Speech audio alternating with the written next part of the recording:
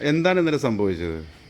ഇന്നലെ ഇവിടുന്ന് മൈദ കയറ്റിപ്പോയായിരുന്നു. ഒരു സമോസ ഉണ്ടാക്കുന്ന കമ്പനിയിലേക്ക് മൈദ കയറ്റിപ്പോയ സമയത്താണ് ഈ എടയപ്പുറം സൊസൈറ്റിക്ക് മുമ്പായിട്ട് റൈറ്റ് സൈഡിൽ ഈ ഡി കെയർ എന്ന് പറഞ്ഞാൽ അവിടെ ഗേറ്റ് തുറന്ന് കിടക്കായിരുന്നു. അപ്പോൾ ഞാനൊരു ടേണിംഗ് ആയിരുന്നു.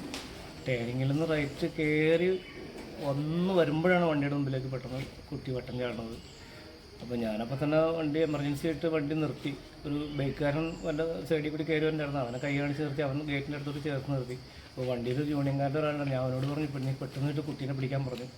അവനെ എനിക്ക് ഇറങ്ങാൻ പറ്റില്ല, കാരണം അവൻ വണ്ടി റോഡിൽ നടത്തിയിട്ടേക്കായിരുന്നു. കാരണം അവൻ ഓടിപ്പോയിട്ട് കുട്ടീനെ വേറെ പിടിച്ചു, എടുത്ത് കൊണ്ടിട്ട് അവരെ ഏൽപ്പിച്ചു. അങ്ങനെയാണ് സംഭവം. അത് തന്നെ പെട്ടെന്ന് ഒരു ടേണിംഗ് ആൻഡിൽ പെട്ടെന്ന് എന്ത് സംഭവിക്കാവുന്നൊരു സിറ്റുവേഷൻ ആയിരുന്നു. ശരിക്കും ഗേറ്റ് അടച്ചിട്ടുണ്ടായിരുന്നില്ല?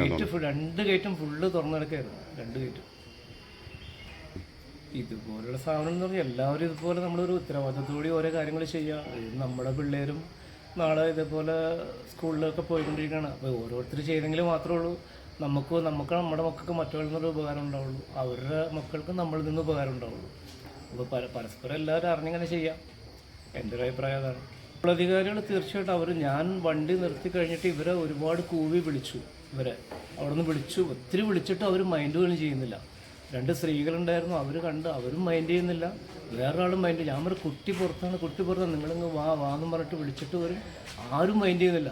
പിന്നെയും കുറേ ഒച്ചത്തിൽ ദേഷ്യപ്പെട്ട് വിളിച്ചു. അപ്പോഴാണ് അവർ എന്തോ സംശയം തോന്നിയിട്ട് ഗേറ്റിൻ്റെ അടുത്തോട്ടാണ് മറ്റേ എൻ്റെ കൂടെ ഇരുന്ന അമീത് എന്ന് പറഞ്ഞ യൂണിയനിൽ CITU യൂണിയനിൽ പണിയനാണ്. അമീത് അപ്പോൾ തന്നെ കുട്ടീനെ എടുത്തുകൊണ്ട് നേരെ കയ്യിലേക്ക് കൊടുക്കായിരുന്നു. അങ്ങനെ സംഭവിച്ചത്.